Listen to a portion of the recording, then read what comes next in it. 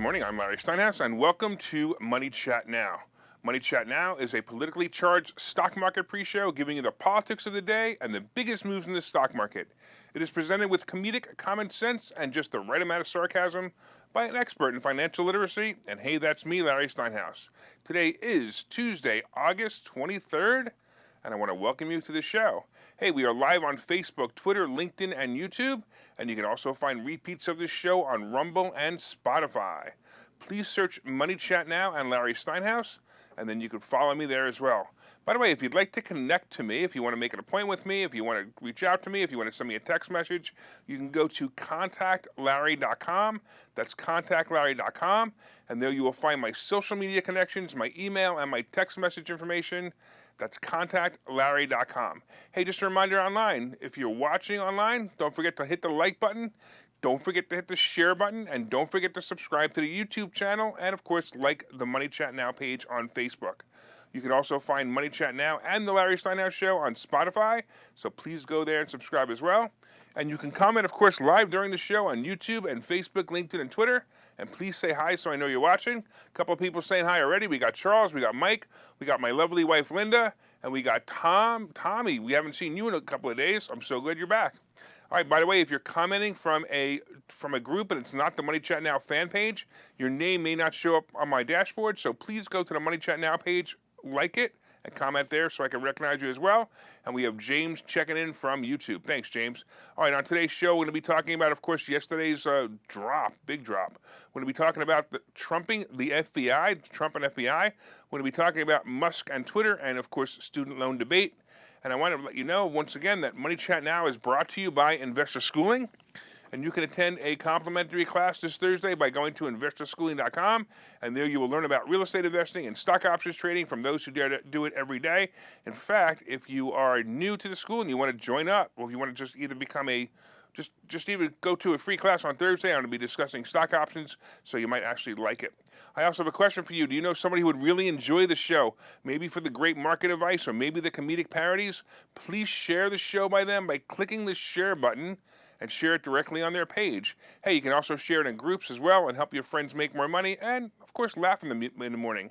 By the way, did you guys enjoy the interviews last week? I just wanted to know if you guys enjoyed the interviews last week while I was away. Just let me know if you have a favorite.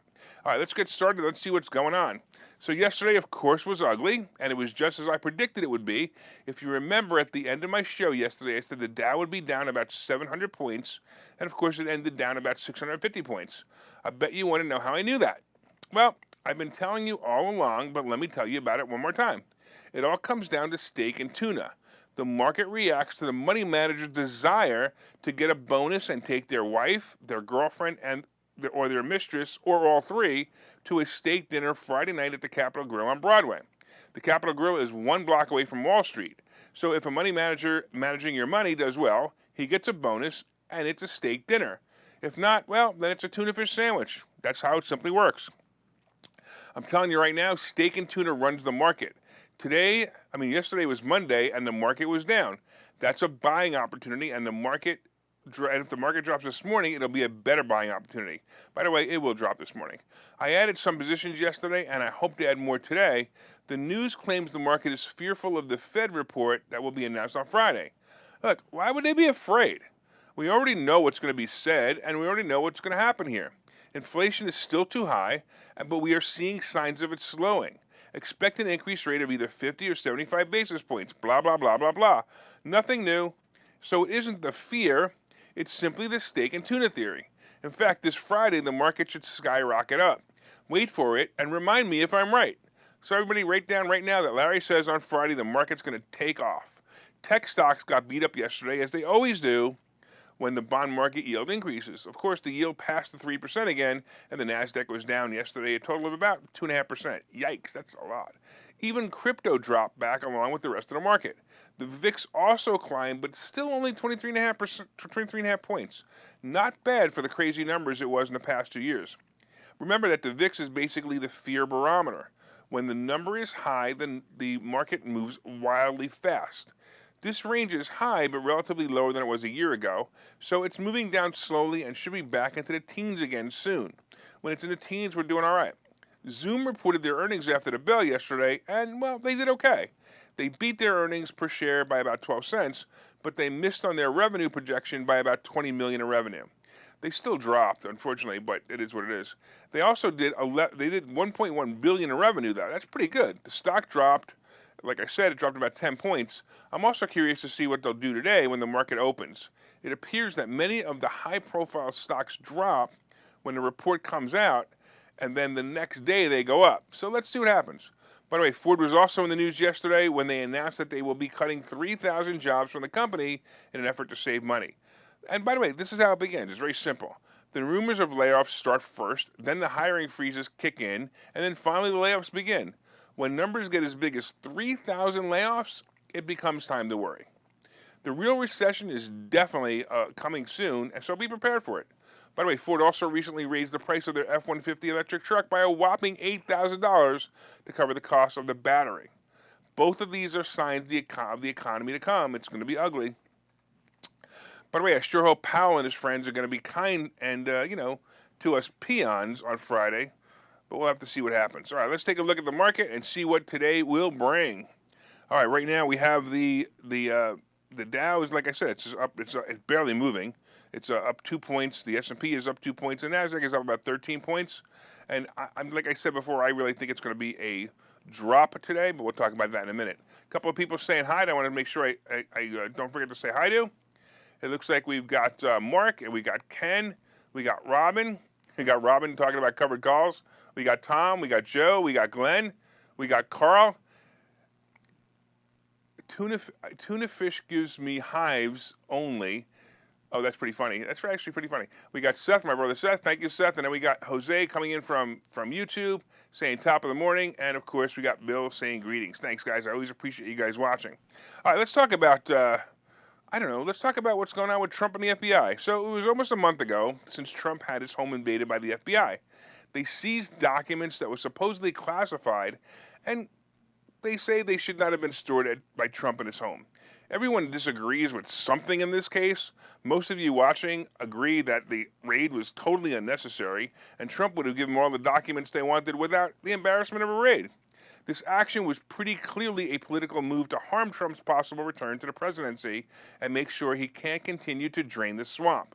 It's pretty clear that Trump will find some more truths that the liberals and the liberal press would not be happy to see once Trump returns to office. So they're probably just afraid of him at this point. They're probably petrified of him at this point. So the charade plays on. We will have the greatest rhino ever, Liz Cheney, claiming in a press release, and I quote, "I see no evidence that there was any political motivation." Hey, Cheney, your quote is politically motivated. What is wrong with them? It's like they think we don't even notice. Well, in the latest fight over this raid, Trump is actually suing the government and filed a lawsuit seeking the appointment of a special master to review the materials seized by the FBI.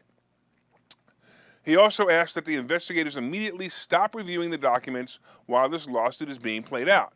The lawsuit, titled Trump versus the United States Government, alleges the decision to raid Mar-a-Lago a mere 90 days before the 2020 midterm elections involved political calculations aimed at diminishing the leading voice in the Republican Party, President Trump. And I happen to agree with him. The search has done a lot, by the way. The raid has done a lot to bolster Trump's chances at running and winning the election if he decides to run again. I gotta tell you, if the liberals tried to use this as a way to knock him off the horse, they clearly knew nothing about him. They clearly knew nothing how Trump operates. He has always been someone who throws a harder punch if you throw the first punch.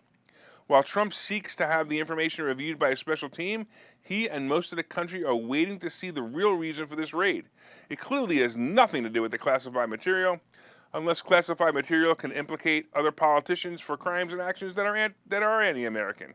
You know, when you have the obvious crimes like what was found in Hunter Biden's laptop or Hillary Clinton in her emails, we know that the government turns a blind eye to classified information anyway. This information must be very special to the people in charge of the government. No, not the people like Joe Biden or Nancy Pelosi. You know, the real people running the show. Hopefully this will push Trump to run again, and when he wins, we're going to find out the whole story. It'll be like watching a TV sequel. We'll be introduced to new characters, and we'll find out the fate of the characters we loved and hated. It'll make for great television. I remember watching House of Cards on Netflix. Remember House of Cards? I watched 3 seasons, and then it was Trump versus Hillary, and I realized that the show was just a mere tale of real life. The real life was more intriguing. So we'll see what the lawsuit does for Trump and his base. Oh, speaking of lawsuits, whatever happened to the lawsuit Trump filed against Hillary for the Russian hoax?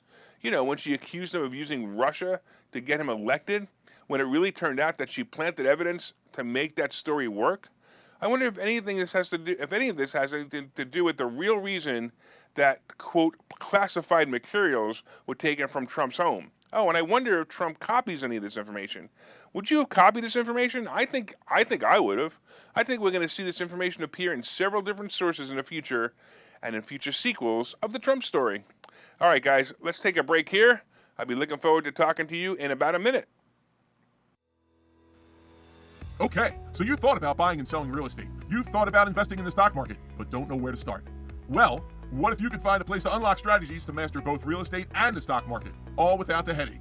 That place is Investor Schooling, hosted by Larry Steinhouse, an expert in real estate, financial literacy, and the ins and outs of the stock market. You can attend Investor Schooling in person or online 8 times a month. You can and will learn how to make money in real estate, and you will learn mastery of stock techniques such as options and covered calls. You will even get a chance to ask one of your burning questions to the stock options sultan, the master of picks and plays. Call 866-424-2829 for free information and receive a complimentary pass to attend classes, or register online at investorschooling.com. Don't delay. These passes are limited. So what are you waiting for? Call 866-424-2829. That's 866-424-2829. Or visit investorschooling.com. That's investorschooling.com.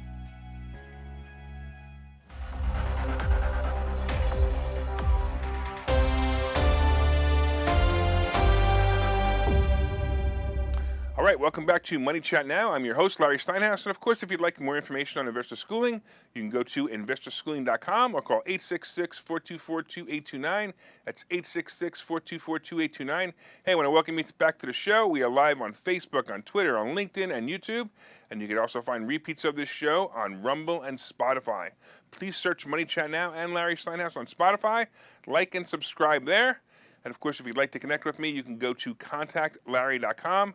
That's contactlarry.com. And there you will find my social media connections, my email, and my text message information. That's contactlarry.com.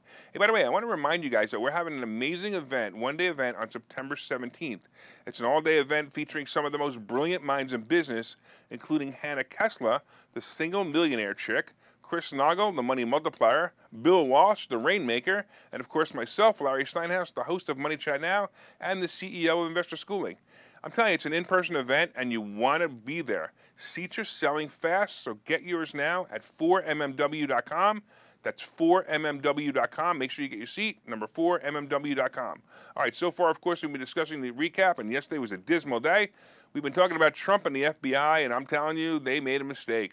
They're just making it better for him. I don't know. Maybe Trump ordered it just to make his life, make it easier for him, sure, or whatever. All right, coming up, of course, we have Musk and Twitter, and we have the student loan debate, and then, of course, we have today's picks and plays. But did you guys hit that like button? All right, everybody hit that like button. We got a couple of new people on who's saying hi right now. We got people like we got Bill and Rob and Ken Gold, the guy who does not like Trump. And he's always online watching the show. I like the fact that he's watching the show. So everybody say hi to Ken Gold, and make sure that you say hi to him and let him know that we enjoy him watching the show, even though he's clueless about politics. All right, we also have James, and we have Michael, and we have Royce, and we have Rob. So thanks, guys. I appreciate you guys watching. Coming up, of course, we have today's picks and plays. Don't forget to share the show. Hey, Ken, share the show. All right. Also, don't forget to order my new book called Money Hacks. And if you ordered it, please leave a review on Amazon. We totally appreciate it. Got quite a few reviews, and everyone likes it. I just want to make sure you do too. Let's get into the second half. Let's talk about Musk and Twitter. Hey, we mentioned the Trump saga before the break, so it's only natural to go into the next saga. You know, the saga of Musk versus Twitter. We are coming up on the big trial date where Twitter is suing Elon Musk for specific performance to complete his promised purchase of Twitter at $54.20 a share. As you know, the deal was called off by Musk when he discovered that Twitter had not been forthcoming with the amount of bots or fake accounts that reside on the platform. He wanted more clarification, and he's been met with vague data. After several attempts, he decided to end the deal. Well, here we are, and the lawsuit continues. In the latest move, Musk actually subpoenaed his friend and former CEO and founder of Twitter, Jack Dorsey. Musk is seeking documents from Mr. Dorsey relating to the effect of false or spam accounts on the social media platform's business. Musk is also seeking information about Twitter's use of monetizable daily active users, or MDAUs, as an important metric and any other metric that the company might use to describe user or advertiser engagement. I have to say this is a bold move by Musk, and it also may reveal the truth about the purchase itself. You know, that was the conspiracy side of me thinking it out loud. Imagine if all this was cooked up by both Musk and Dorsey as a hostile takeover disguised as a purchase. Or maybe it's used for political reasons, or maybe the only reason that Musk claims that or wants to buy the company, which is for the end of censorship. It may just be as simple as that. Maybe Dorsey wants the same.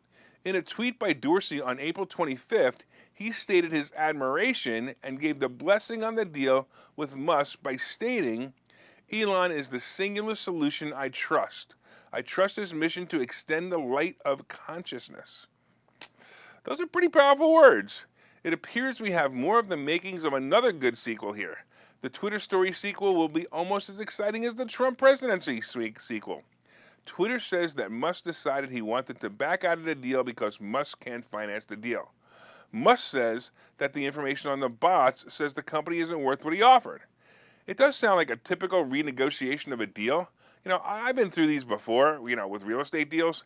I've made an offer only to discover that I made a mistake in my calculation of what I thought the property was worth, and I had to go back to the seller and renegotiate. The big difference was I didn't have a $1 billion cancellation fee. The lawsuit will definitely be intriguing, and I'm looking forward to the trial and the outcome. I kind of hope they televise it. Hey, maybe we can get Johnny Depp or Amber Heard to narrate it. Or maybe we can at least get Johnny Depp to play Elon Musk in the future life of Elon Musk. That could work. Hey, something to think about. We could probably use, maybe we could even title the film something like, Pirates of the Cannabis. All right, let's get to the next topic. Let's talk about student loans. Pirates of the Cannabis. Guys get it? Pirates of the Cannabis. Never mind. All right, that was a bad joke. I just read it and all right. Yeah, what are you going to do? All right, so one of the biggest promises the liar in charge made during his campaign speech, of course, was that he would forgive student loans of at least $10,000 for those suffering with the burden of the student loan they used to go to college to be indoctrinated into the system that promised them that student loan forgiveness and failed them just like their college degree. Well, as we come back to the possible ending of the student loan moratorium, oh yes, for those of you who didn't know or didn't have student loans, or those of you who paid for your student loans, you may not realize that for the past 2 years or more, all the people with student loans have not had to make payments on those loans. It had something to do with that, that scamdemic. By the way, are you confused as I am? Not only did the scamdemic actually end almost 2 years ago, but isn't everyone back to work now anyway? In fact, isn't unemployment at the lowest it's been in history? So why is there still a student loan moratorium? Why aren't the borrowers paying back these loans as required? Wait, I think I remember now. That's right. Biden promised to forgive the loans. This is a good substitute. Your loan isn't forgiven. You just don't have to pay for it anymore. I like the solution. I'm going to try that with my car loan and see how long it takes before they take my car. Or, well, I guess probably not. But the student loan payment moratorium is almost up again. So each time the date came up each time they came up to end the moratorium, the Democrats extended the deadline. The deadline this time was August 31st. Hey, by the way, that's 8 days from now. Want to slow inflation? Make these people start paying their loan back so they can't afford the extra things they've been paying for because they weren't paying for the student loan payments. Funny I should say this because in a recent poll, 59% of Americans feel that student loans, if they're forgiven, would actually cause inflation because of this discretionary income that many would have without their payments. This was actually a CNBC survey. They polled 5,142 people from August 4th to 15th, and basically they said that 59% of them think that that will actually cause inflation. Really? This, among the other gifts of money, is the major cause of inflation. Well, now the government has a decision to make. Let me think. Midterms are only 2 months away. Should I end the moratorium now, or should we wait till, December to do that? Well, I think we already know the answer. And then will Biden actually forgive the 10,000 or as much as 50,000 in student loans? Of course not. He hasn't done anything he promised to do. The only good thing this guy does was destroy American productivity. Yeah, you know why it's good, right? Because that way, now people are starting to realize maybe we should vote Republican again. Good luck to all of you who have student loans. My opinion, by the way, is that student loans, they should stop issuing student loans anyway. This is the main reason college is so expensive. The college gets paid whatever they want and never has to worry about defaults on this predatory loan that targets 17 and 8-year-olds who know nothing about money or loans. The student loan, basically, is the biggest ripoff ever created. I feel sorry for those who are robbed by the government just for the promise of a better life. Maybe not, actually, come to think of it. Most of them are Democrats anyway. They created this mess in the first place. Anyway, all right, listen, guys. Go watch this commercial, and actually, inside my book, I teach you how to pay off your student loans faster. So we'll see you guys back in a minute. Hi, I'm Larry Steinhouse, and one of the most misunderstood things in America is money. That's why I've written this book. It's called Money Hacks, because everything you think you know about money is wrong. And I'm telling you, everything you think you know about money is wrong. When you read this book, you will learn things about money that you did not know. You will even learn if money can buy you happiness. I have a full chapter dedicated to that. You're going to definitely want to read that. I talk about how to use other people's money to buy real estate. I talk about how to save more money, and I even talk about how to rebuild your credit score in this book. There are 22 amazing chapters in this book. This book is now available everywhere. It's available on Amazon. It's available on BarnesandNoble.com. And you can order this book right now, and you'll have it in 2 days, and you'll start learning things about money that you never knew before. So order the book right now. Go to Amazon, go to BarnesandNoble.com, and order the book, Money Hacks by Larry Steinhouse.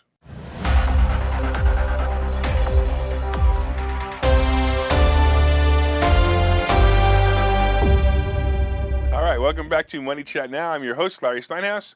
And if you'd like to be a sponsor of the show, by the way, your name and product will be delivered to hundreds of loyal listeners and watchers of the show. As you know, we're expanding our base every day. And if you'd like to get your product or service out to my audience and help keep the show on the air, I'd love to have you as a sponsor. Just reach out to me via Messenger or send me an email at larrysteinhouseshow@gmail.com. That's larrysteinhouseshow@gmail.com. By the way, did you know we have a Spotify channel? Hey, go to Spotify, subscribe to the channel, and listen to all the reports. They're broken out for your enjoyment, too, so if you just want to have each piece and learn about each piece, you can do that as well, or listen to each piece as well. Look up Money Chat Now on Spotify and subscribe. All right, I'm reading some of these comments. They're making me laugh. So we got Ken, the Democrat, who says, how is Cheney a rhino when she voted with DJT 87% of the time? Oh, boy. When a Democrat asks if somebody is a rhino, you already know they're a rhino. You probably even like Mike Fitzpatrick, too, I bet. All right. We also got James saying hi, and looks like we got James saying hi at a bunch of different places. And also, of course, Michael, wait a minute. Did Damien actually say that he was going to vote for Mitt Romney? I hope he's joking. All right, so far, of course, we've been discussing the recap and the update, and yesterday was a dismal day. We've been talking about Trump and the FBI, Musk and Twitter, and, of course, student loan debate. And so if you guys have student loans, most likely you're not paying that till December. Why would they do anything else? Coming up, of course, we have today's picks and plays. But did you guys hit that like button yet? Did you guys hit that share button? Tell all your friends about the show. Let them know it's both entertaining and educational. Hey, Ken, share it on your page. Let everybody know.